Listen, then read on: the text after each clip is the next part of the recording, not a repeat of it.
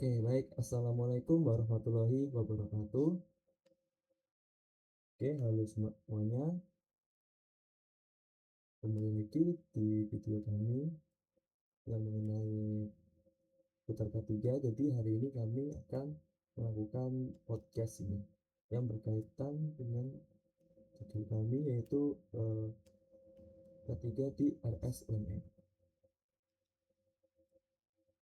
Oke, jadi di video kali ini agak beda nih.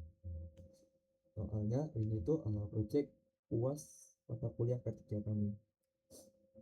Ketiga berarti keselamatan dan kesehatan kerja. Nah, aku ditemani oleh salah satu rekan. Nah, oke, lanjut perkenalkan diri Mas. Halo semuanya, perkenalkan nama saya Fikri Fajri Kepala dengan NIM ID 3 dan di sebelah ada Mas Ditya Albayhaqi. Ini berapa Mas? 502. Oke, lanjut. Kita berdua dari kelas 6D program studi informatika UNM. Kali ini kita mau sharing project kita, yaitu pemetaan bahaya atau hazard mapping K3 di Rumah Sakit Universitas Muhammadiyah Malang. Oke. Nah, betul. Jadi singkatnya kita keliling observasi sampai wawancara langsung ke pihak rumah sakit nih. Nah, jadi buat lihat kondisi rumah sakit UMM ini, terus seperti apa kondisi ketiganya itu kayak gimana. Nah, jadi mari kita mulai untuk membahas hal ini. Oke, lanjut Mas. Jadi apa itu hazard dan kenapa RSUMM?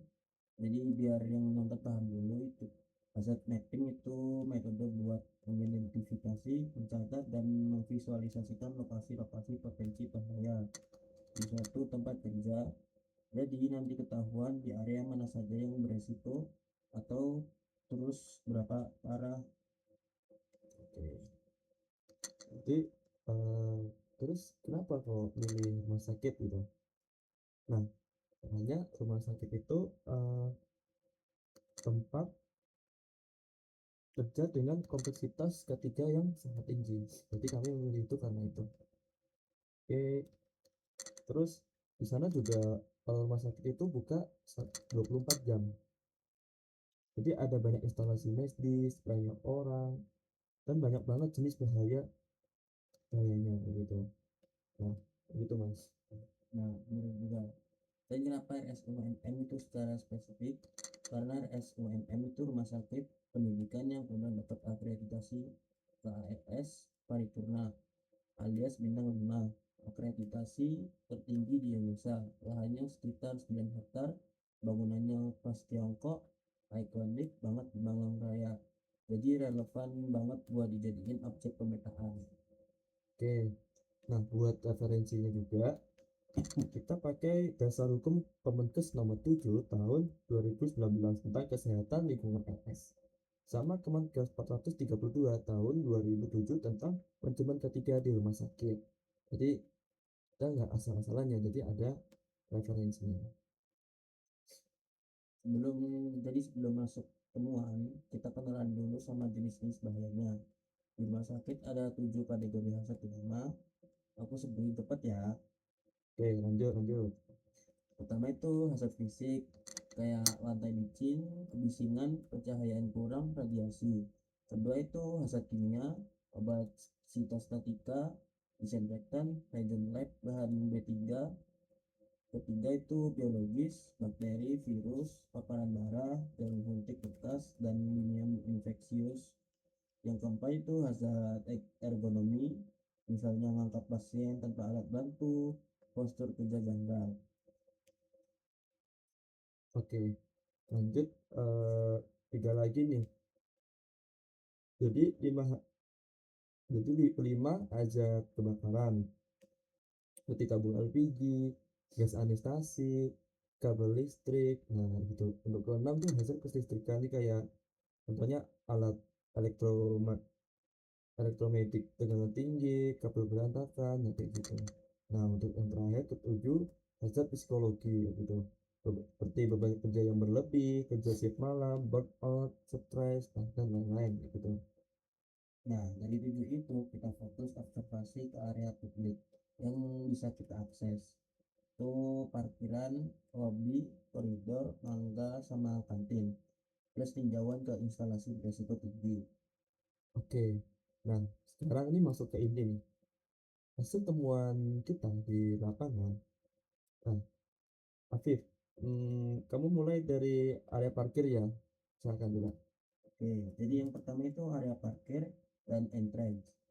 Temuan kita itu belum ada marka jalur pejalan kaki yang tegas, jadi pengunjung jalan campur sama kendaraan. Resikonya tertabrak. Terus titik kumpul atau assembly point kalau ada bencana itu kurang jelas penandanya. Dan pencahayaan parkir di belakang kurang terang pas malam. Oke. Nah, buat catatan dari checklist kami, rambu batas kecepatan sama jalur ambulan eh, yang bebas hambatan itu juga belum ketemu pas observasi. Mungkin karena tidak ada gitu ya. Eh, Padahal jalur ambulan ini kritis banget, jadi nggak boleh ketutup sama eh, parkiran mobil gitu. Kalau bisa dibuatin jalur khusus kayak gitu lebih baik boleh. Nah, lanjut kedua. Kedua itu ada lobby dan pendaftaran. Ini area paling ramai. Pertemuan utamanya itu pertama lantai keramik yang dekat pintu masuk berpotensi licin pas hujan karena air ke bawah masuk. Resikonya preset tinggi. Untungnya pas observasi, rambu exit, lampu darurat, sama akses difabel udah tersedia. Oke, untuk ketiga koridor utama nih. Jadi standar koridor RS itu minimal 2,4 meter. Biar dua brangkar ini bisa pas-pasan kayak gitu. Nah, lebar aktualnya ini yang belum sempat kita ukur pastinya kayak gitu. Yang jadi catatan, kadang koridor itu terhalang sama brangkar atau troli yang diparkir sembarangan. Ini bisa nyumbat jalur evakuasinya kayak gitu. Oke, next. Empat. Yang keempat itu kantin. Ini temuannya yang lumayan banyak. Tabung LPG-nya itu lokasinya udah aman sih, tapi belum diikat atau dikasih pengaman biar gak roboh. Terus belum ada detektor kebocoran gas dan apar khusus dapur tipe CO2 itu juga belum ada. Iya sih, padahal buat dapur tuh aparatnya harus tipe CO2 atau dry powder, nggak boleh yang air. Terus resiko lantai licin berminyak di air masak juga ada sih, walaupun sedikit kayak gitu. Yang kelima itu tinjauan instalasi beresiko tinggi. Ini kita hasil ini kita kaji dari standar, bukan observasi langsung karena area tertutup. Yang paling tinggi resikonya itu IGD dan laboratorium karena bahaya biologis paparan darah. Terus farmasi karena bahan kimia, B3 sitostatika, sama kamar operasi karena gas anestesi itu yang mudah terbakar. Oke, nanti kelima ya. Oke, sekarang masuk ke hasil penilaian risiko atau HIREX. Nah, semua teman tadi kita nilai pakai metode HIREX, singkatan dari Identification, Risk Assessment, and Risk Control. Rumusnya tuh simple, skor risiko sama dengan livehole dikali consequence. Livehole itu seberapa sering kejadiannya, consequence itu seberapa parah dampaknya, kayak gitu. Dan hasilnya itu cukup sangat mengejutkan sekali ya. Dari 15 bahaya yang kita identifikasi itu ada 13 masuk kategori tinggi dan 2 kategori sedang. Gak ada satupun yang kategorinya rendah. Nah, jadi yang skornya paling tinggi eh, itu ada di IGD, soalnya paparan darah dan jarum suntik, sama di laboratorium soal aerosol sampai infeksius. Tapi sering kejadian yang dampaknya berat gitu. Tapi sebenarnya itu wajar sih. Justru ini menunjukkan kalau RSUMM itu fasilitas kesehatan tersier yang kompleks. Makin lengkap layanannya, makin tinggi juga profil resikonya. Yang penting adalah pengendaliannya ada. Oke. Nah, jadi untuk hasil wawancara kami, nah ini yang bagian yang menurutku paling seru sih. Jadi kita nggak cuma observasi di sana, tapi juga wawancara langsung ke pihak RS bahkan. Nah, ada beberapa pertanyaan. Jadi minta tolong untuk rekan saya Afif untuk membantu bacain yang umumnya dulu. Jadi yang pertanyaan pertama itu yang paling umum itu seberapa sering APAR diperiksa atau disulang. Jawabannya itu dimonitoring rutin sebulan sekali. Nah, oke. Untuk kedua, apakah tim K3RS yang bertugas, maksudnya kedua, apakah ada tim 3 tim K3RS yang bertugas? Nah, jadi jawabannya ada nih. Nah, RSUMM bahkan punya tim K3RS-nya sendiri. Bahkan ada ruangannya gitu. Yang ketiga itu apakah pernah ada insiden atau kecelakaan kerja yang tercatat. Jawabannya itu belum ada sih. Oke, lanjut. Yang keempat, nah, apakah petugas kantin dapat pelatihan keamanan pangan? Nah, jawabannya semuanya udah dapat pelatihan pangan, berarti good banget semuanya. Oke, lanjut. Nah, selain itu kita gali lebih dalam ke topik yang menurut kita paling menarik di rumah sakit, pengolahan limbah medis. Jadi kamu yang ditanyakan tadi. Oh, hal itu iya ya. Jadi gini, pertanyaan atau jawaban yang kita rangkum dari narasumber. Nah, jadi gimana penanganan limbah benda tajam kayak jarum suntik di RSUMM, nah kayak gitu. Nah, jawabannya itu jadi kayak benda tajam itu ditaruh di safety box khusus kayak gitu. Dan yang penting itu RSUMM nggak melakukan pemusnahan sendiri. Nah, ini. Jadi limbahnya itu dikumpulkan, diambil, dan ditimbang. Nah, gitu. Oke, lanjut Afif. Itu ada kalau nggak musnah sendiri, terus proses gimana? Kata RSUMM itu kerjasama dengan pihak ketiga yaitu PT yang lokasinya di Semarang dan Tangerang. PT itu yang melakukan monitoring buat memastikan limbahnya benar-benar dimusnahkan dengan benar. Dan di RSUMM ini udah pasti sesuai standar karena udah memenuhi akreditasi dan sertifikasi pemusnahan. Plus ada izin transportnya juga. Jadi semuanya udah resmi dan berizin. Oke, tanya ada pertanyaan lagi, kenapa RSUMM nggak musnahin limbahnya sendiri aja kayak gitu.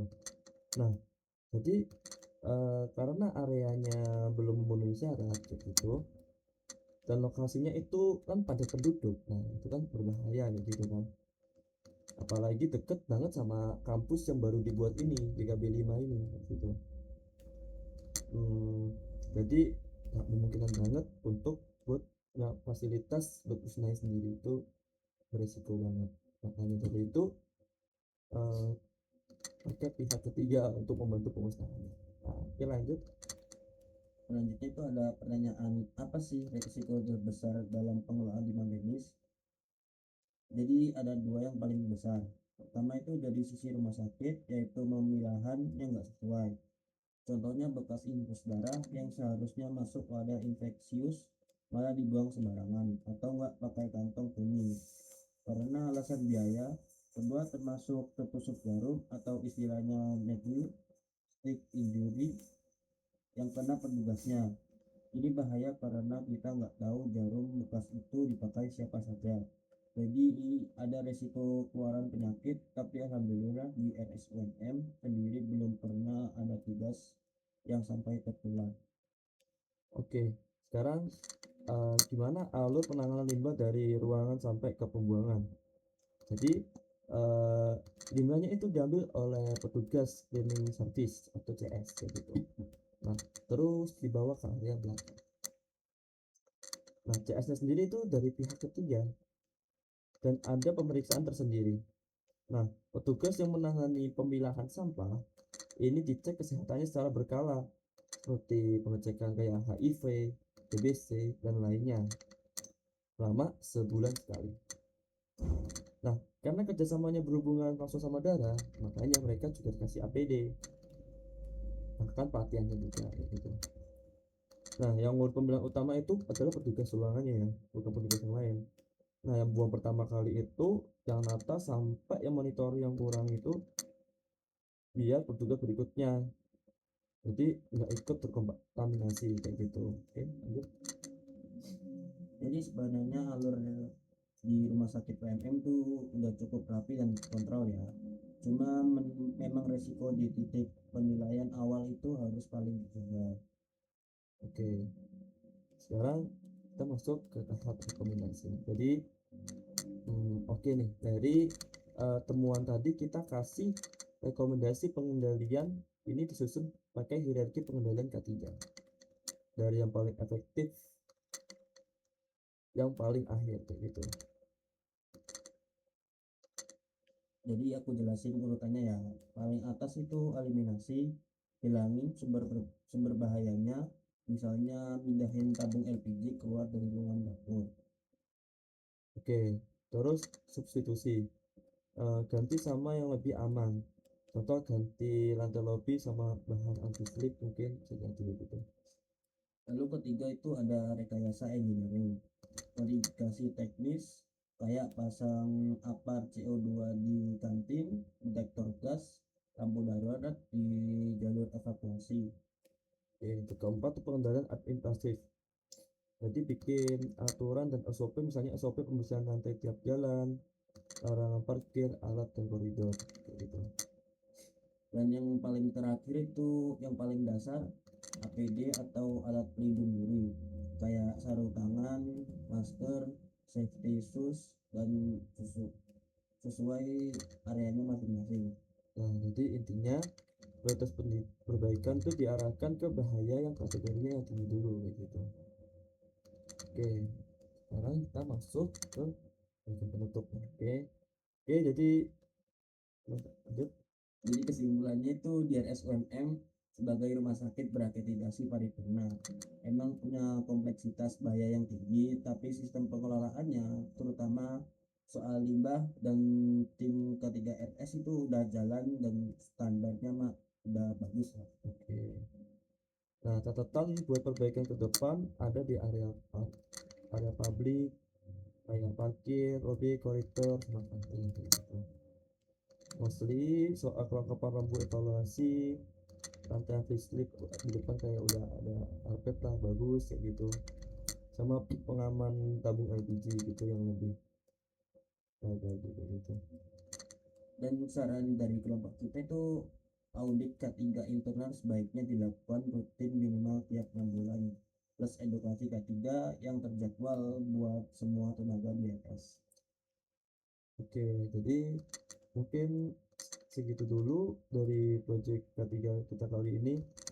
Makasih banyak yang udah nonton sampai habis juga.